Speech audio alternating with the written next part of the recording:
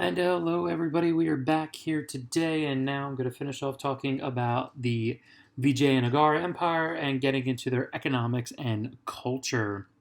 Now, economics, they get a lot of different stuff going on here. I'm not going to read all these things, but yeah, they have a lot of things that they grow and sell. It is the basis of their economy. Throw in precious gems and gold. I mean, come on now. It's absolutely huge. And the people that were actually doing this, if I jump down to the end, there are tenant farmers. The land would be owned by the upper classes. The tenants would basically pay money to rent to use the land. Often their taxes would be part of their crop yields to pay them. And then the rest they could either sell on their own and, of course, use some stuff for sustenance. But the spices are key because a lot of the stuff, this is where you can grow it. You can grow it in India, and this is what we get. And some wonderful different spices there. And, I mean, every food that you could ever want in the world, for the most part, is grown in India. So it was big money for them. Their trade is extensive, particularly with China. Okay, they really are big on selling particularly things like cotton, spices, rhino horn, ebony, ivory, amber, and aromatics are the things that they send extensively to China. Their ports, you see a bunch of city there: Mangalore, Hanover, Ghatkal, Barker, Cochin. Calicut is going to be the city and one of the largest in the world. And Calicut's really interesting as well because people of foreign birth would often set up businesses here from, say, the Arabian Peninsula. Persians or other Central Asian people will live here as part of their business empire. Of course, on the right there, you see the extensive trade lanes that would be used by Vijayanagara. So you can see they're kind of going everywhere. The scope of their ship travel is pretty impressive. We know that they sail up to the Red Sea, and their goods showed up not only in China, but also as far as Venice, which isn't even on this map, and thousands of miles away. So this is absolutely extensive. What did they get back? They liked copper, mercury, saffron, which I had in a dish today, and it's some wonderful spice, velvet, knives, and Persian horses, as well as silk. So they bring in a ton of stuff, but they sell everything, and it's the basis. And they're, again, we keep talking about India. It is right in the middle of the most important trade in the world, which is the Indian Ocean trade. And I will get into that extensively in my Silk Roads videos, but something that we'll get into even deeper. And this just gives you an idea. This is Calcutta in 1572, and lots of different things going on there. You see all the different types of ships coming in as well. Now, the caste system is pretty prevalent, and it is rigidly followed. I just have this up here again for you as a reminder.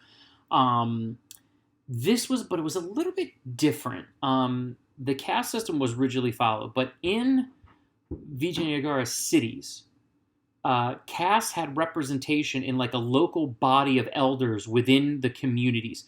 So local communities were actually run by these elders, and they set rules and regulations with advisement from the central royal government. Now, they do have to enforce government decrees because we said the king was all powerful, but locally, as long as they're paying their taxes and no one's rising in rebellion, they were kind of left alone. And so this is really unique. This wasn't just the fact that it was just the upper classes. Now, don't get me wrong, the upper classes have a lot more pull, but lower classes were actually represented here, and that was actually really interesting. Physical activity was very important to them. And this is very interesting because you have large levels of discrimination against women, and the practice of suti was very common. We've talked about this before. But women on the side could actually be involved in business and trade, But wrestling was something very interesting here. So this is physical activity, and in Vijayanagara, lots of sports were really important, but most cities had gymnasiums, and wrestling was like their big sport to watch. I'm a fan of wrestling, high school, college, stuff like that, professional as well. And women, and this is actually a relief carving of women wrestling. And this isn't something you see in a lot of areas of the world where women are rigidly controlled, which for the most part in Vijayanagara they are. There's no opportunity to do this. Like, you don't get to barely go out of your house, let alone train and wrestle. Like, that's nonsense. But in this case, the women did wrestle, and it was really, really cool. My daughter is a wrestler, and so this was kind of something that she thought was really cool as well. This was a huge part of their life. You know, the military, of course, is super important, so lots of physical activity there. And then on the side, they would go to cock and ram fighting as well, you know, pitting animals against each other and stuff like that. Wasn't uncommon. Something else that was also really important was their water distribution systems as part of their achievements in their society. You see there on the left, those are basically aqueducts or piping that would lead water basically around. They have a huge dam, the Tungabhadra Dam, which I think I might have said correctly. Most of this was for city and upper class people, but it was also used for irrigation. And in an area of the world where you can get really bad dry spells and stuff like that, or like torrential downpours, the fact that they've got dams, man-made lakes and stuff like that is really, really important. But there is no doubt that the most important thing is Hinduism. And these guys are kind of seen as the stalwart, if you will, against the advancing Muslim empires and Islam. They were very big on temple building, where they kind of developed their own architectural style. I showed you some of the Hampi temples already. This is the Meenakshi temple, which is one of their most known temples because it depicts every single Hindu deity, and it's so colorful, and this is really that South Asian architectural style that you can see. It's really, really unique. And the temples were also really important because they served as political arenas where local authorities would often act out of the temples. And monastic orders were really, really important, like groups of monks. They were highly respected. They were involved in local communities. However, most other religions seem to be tolerated here, but there was a focus on the federal government to support and spread Hinduism. Excuse me. And then here is another picture of the Hampi temple complex. So really, really beautiful. Although you do have a little bit of an adjustment in Hinduism here, and the development that started here of the Bhakti movement. This is a devotional focus of Hinduism, and what's very interesting here is its focus on love and devotion of a particular deity. So it's not quite monotheistic. Okay, you still have this representation, and we talked about Hinduism as like a poly monotheistic blend of a religion, if you will. So you're not dismissing the other deities here, but you're really focusing more on one, and the idea is the emotion of love and caring. Vishnu, Brahma, Shiva, and Devi tended to be the most popular ones. Okay.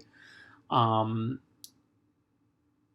its height, it would be, I would say, the 15th to 17th centuries, right around this time, so the 14th to the 1600s, although develops in the 5th through 9th century, which I'll talk about in a moment. And the main area that it started out of was the city of Tamil Nadu, which was part of the Vijayanagara Empire. And so there's just a different kind of play on Hinduism, if you will. This is kind of a spiritual depiction of Alvars. He was a really important guy who wrote quite a bit of devotional poetry, and he would travel from temple to temple looking to get their people to increase their devotion, more often to Shiva than others, but this overall idea of narrowing down to one God and like the worship and adoration. He also helped to build some temples as well. Literature is really important. And if you look on the right here, you see people are embracing each other, particularly one of the deities there in blue embracing a man. The Bhagavata Purana is the key text that Bhaktis use. They do reference other scriptures like the Vedas, the Upanishads, and the Bhagavad Gita, which of course is very important in Hinduism. But the Bhagavata Purana was really, really important, and kind of these ideas again of love and devotion were crucial, and this is where you would get that from.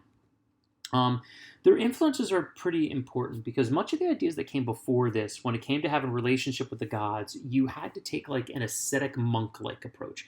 Like the only way you could be close to the gods was to be like that borderline Brahmin that was getting ready to depart the earth and stuff like that. And so the key concept here is that you can have a loving relationship with a personally defined God. And this was kind of new in Hinduism. This was a development that you hadn't really seen very much before. And this is really, really important. This kind of was the appeal of Buddhism earlier in India, is that it really did appeal to the lower classes. So you don't have to like rise up in class to have a relationship with the gods or a god, and that it's a loving and supporting relationship, which again is just a different concept. Many people were converted to this and would travel all throughout India in order to help people learn about it and convert, if you will. And I say convert kind of like maybe with air quotes, because it's not like you're changing from Hinduism. You're just kind of focusing more directly on an aspect of Hinduism, I guess, if I want to say that. And it really did challenge the hierarchical structure of the caste system. They're not a big fan of the caste system. They don't necessarily go as far to try to like abolish it, but they certainly aren't like, yes, we must follow caste system, really, really rigidly. They also had a really big influence on social work. These are some followers of Bhakti Hinduism today, and the idea of helping the less fortunate. You really see that Hindu idea of ahimsa really, really strongly here in that love for all people, no violence. We see the development of community kitchens with shared food. Temples would also try to provide assistance to victims of like natural disasters, helping poor farmers, or just feeding and housing the poor. So, really, really influential in that. Okay. As well as, just those ideas of, in many cases, moving toward monotheism. And what you have to understand is this, I have this social work thing here, but this idea of involvement with local communities and this kind of refocus on love, this was very influential on Islam, Buddhism, Christianity, and Jainism within India and in kind of the surrounding southern Asia, Central Asia area. And it's a big legacy of this particular time period because this is a movement that hasn't gone away. This, again, that focus on love, kindness, stuff like that. And it's pretty successful. And so the Vijayanagara Empire, really interesting, has a lot of different things going on in it. Culturally unique, and hopefully you learned a little something new again, okay? All right, guys, well, hope you enjoyed it, and take care.